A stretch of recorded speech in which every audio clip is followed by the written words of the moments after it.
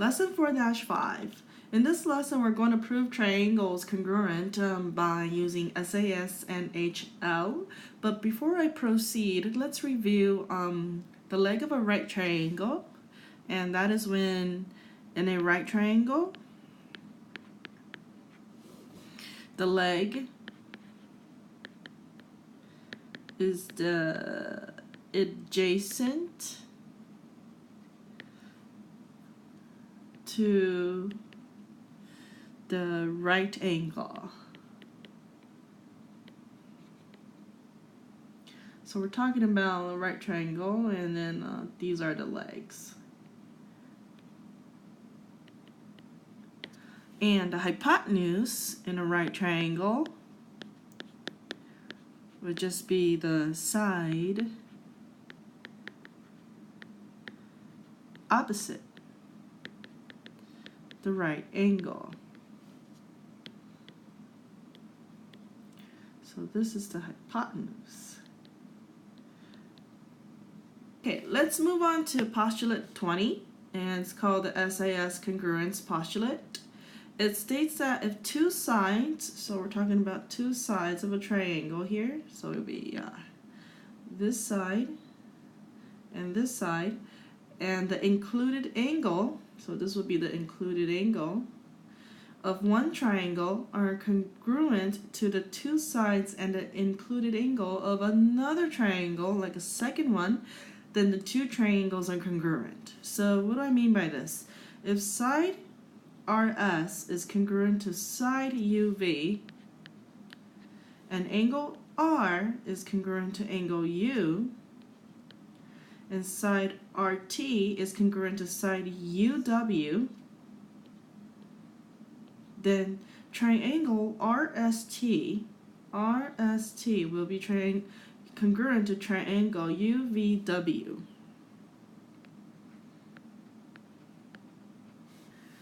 Okay, let's look at a very simple proof here.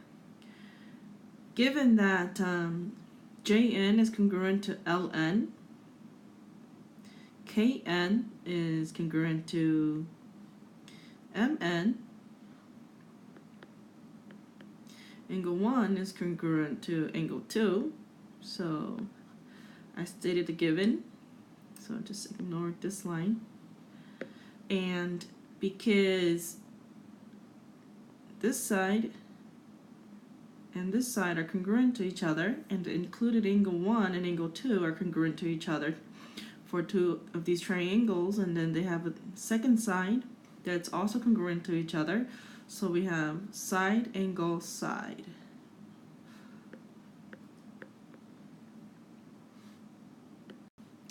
Example 2. In the diagram, ABCD is a rectangle. What can you conclude about triangle ABC,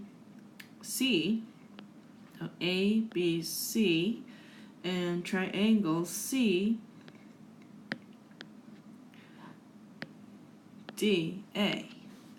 So I'm going to first write that angle B and angle D, they're going to be congruent to each other.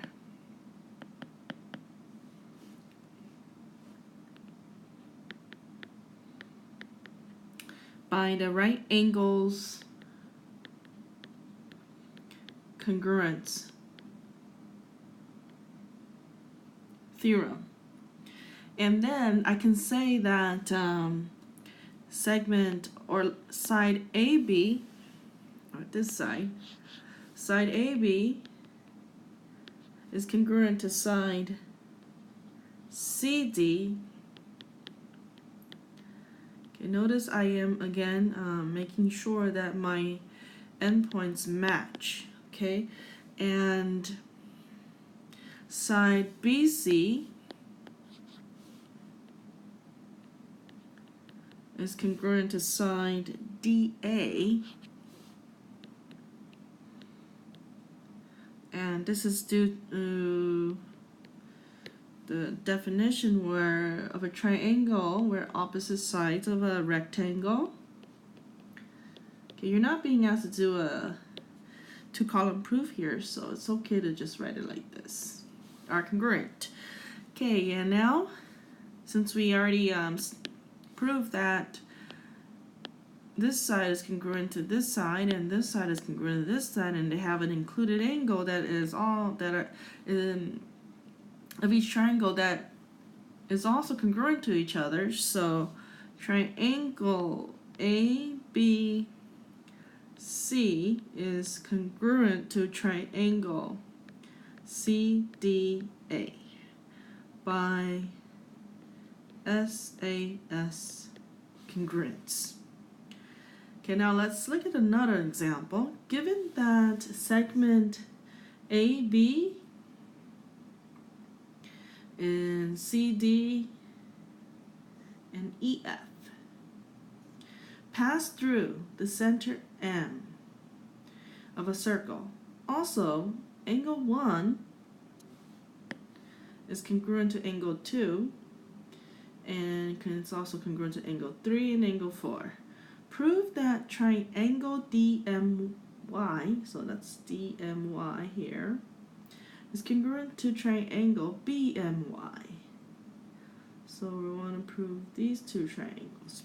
Okay, so first of all, we can state that angle 3 and angle 4, what's our strategy here? The included angles are congruent to each other by given. And DM is congruent to BM because by the definition of a circle, all the radius or radii are all congruent. So, and then MY is congruent to each other, so we call that the reflexive property.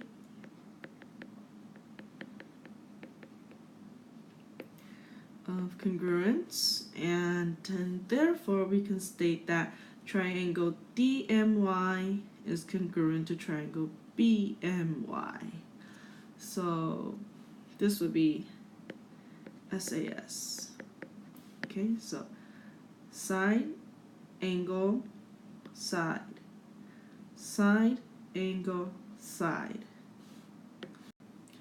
Now we have theorem 4.5, the hypotenuse leg congruence theorem, or we can just write HL.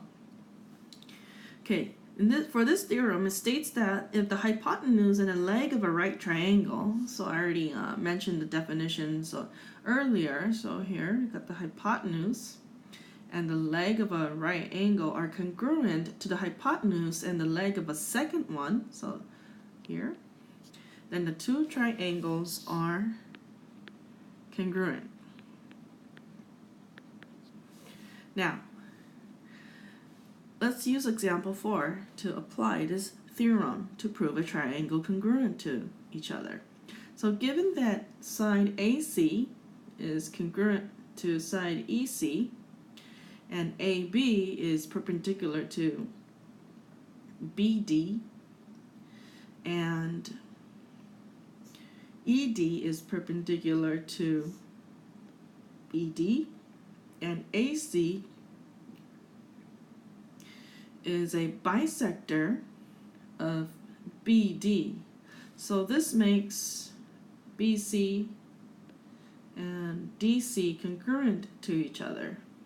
Now we want to prove that triangle ABC is congruent to triangle EDC. Okay, so I'm going to write the given. AC congruent to EC, AB perpendicular to BD, ED perpendicular to BD. So that's going to be my given. And angle B and angle D are going to be my right triangles. My right angles, I'm sorry, by the definition of perpendicular lines. And then triangle, therefore, triangle ABC and triangle EDC are right triangles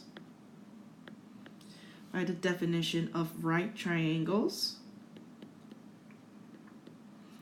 And I'm now going to write down the AC is the bisector of segment BD for this given. Therefore, BC is congruent to DC by the definition of segment bisector. So, therefore, since the hypotenuse are congruent to each other and a pair of legs are also congruent to each other, then triangle ABC is therefore congruent to triangle EDC by HL congruence. Example 5. The entrance to a ranch has a rectangular gate as shown in the diagram. You know that triangle AFC is congruent to triangle EFC. What postulate or theorem can you use to conclude that triangle ABC is congruent to triangle EDC? Okay, so first of all, because this is a rectangle, the overall picture is a rectangle, we can say that angle B and angle D are congruent to each other by the right angles theorem. And then we can also say that segment AB is congruent to segment, okay, so segment AB is congruent to segment ED by opposite sides of a rectangle are congruent. And then therefore, since triangle AFC is congruent to triangle EFC, then segment AC is congruent to segment EC. So this is the hypotenuse of each triangle, and I also indicated that the legs are congruent, and I said in the beginning that the angle B and angle D are right angles, which make triangle ABC and triangle EDC right triangles. Therefore, I can say triangle ABC is congruent to triangle EDC by the HL congruence theorem. So again, first of all, we indicated that this is a right triangle. Second of all, I indicated that one of the legs, AB, is congruent to ED, and I also indicated that the hypotenuse, AC, and ED, which is shared with these two triangles, are congruent to each other because the bottom two triangles are congruent to each other. Therefore, this triangle, ABC, is congruent to triangle EDC by HL. Well, example 5 is really obvious that these two triangles are congruent, but to explain this is what makes it a little bit more challenging. And we will discuss this further in class.